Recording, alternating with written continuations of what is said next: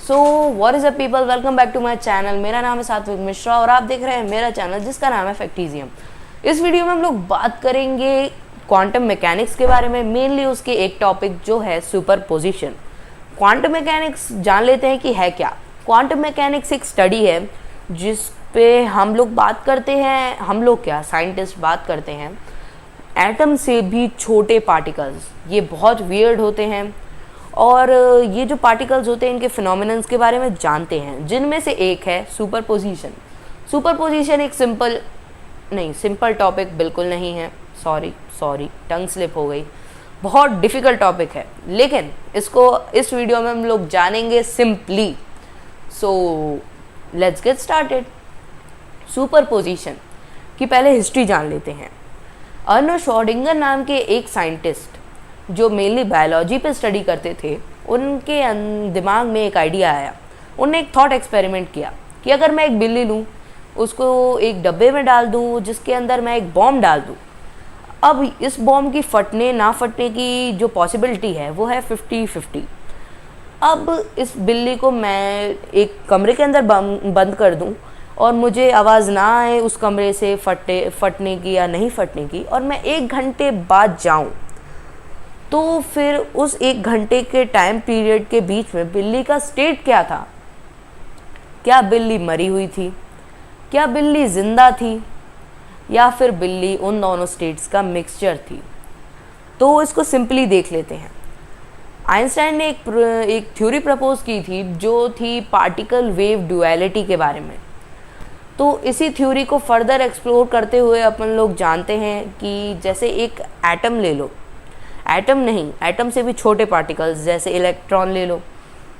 Electron एक ही time पे है एक वेव, एक पार्टिकल एक ही टाइम पे। अगर मैं उस तरफ देखूं और यहाँ पे एक इलेक्ट्रॉन है तो वो मैं उसका स्टेट नहीं बता सकता हूँ, लेकिन वो जो इलेक्ट्रॉन है मेरे पीछे वो सुपरपोजिशन में है।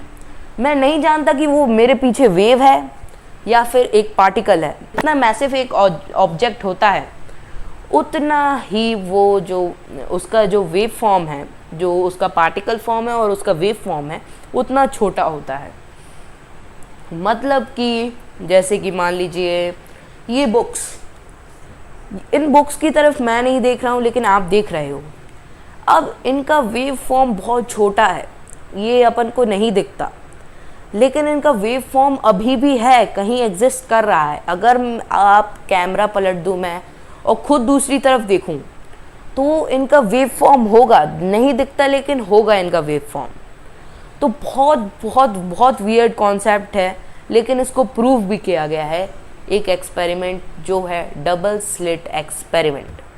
अब उस एक्सपेरिमेंट में हुआ क्या, एक इलेक्ट्रॉन इमिटर लिया जो इलेक्ट्रॉन एमिट करता है, और उसे एक दो जो स्लिट्स होती हैं एक बड़े से एक पीस में स्टील के, उसके बीच में 2 स्लिट्स काट दी, 2 एम्प्टी एरियाज। आप सजेस्ट करिए कि ये जो पैटर्न निकलेगा इलेक्ट्रॉन से वो कैसा निकलेगा? वो एक स्लिट से जाएगा या फिर दूसरी स्लिट से जाएगा? लेकिन ऐसा नहीं हुआ। उन लोगों ने ये देखा कि इलेक्ट्रॉन एक ही समय में दोनों स्लिट से पार हो रहा है।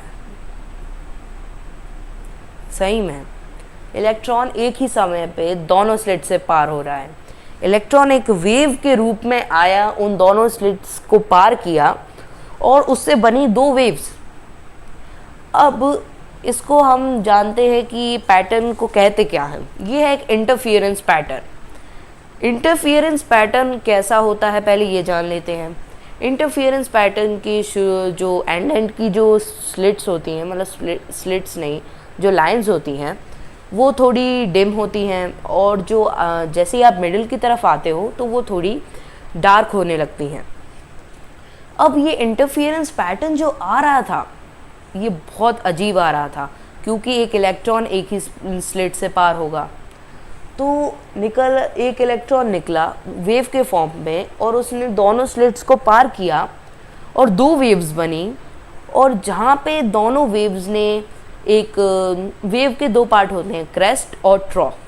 अब ये जो जहाँ पे वेव ने क्रेस्ट टकराए तो वहाँ से वेव बनी, तो ये यहाँ पे बना एक इंटरफियरेंस पैटर्न जो लगा इलेक्ट्रॉन एमिटर पे, और जहाँ पे ट्रॉ टकराए वहाँ से बना एक इलेक्ट्रॉन एमिटर पे एक लाइन।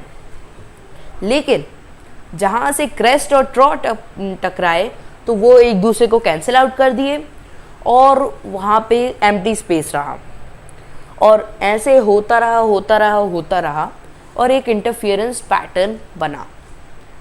तो वीडियो कैसा लगा कमेंट में बताना, और शेयर करना, वीडियो को सब्सक्राइब कर लेना, मेरे चैनल को लाइक भी करना। So you are smarter than before. Good bye.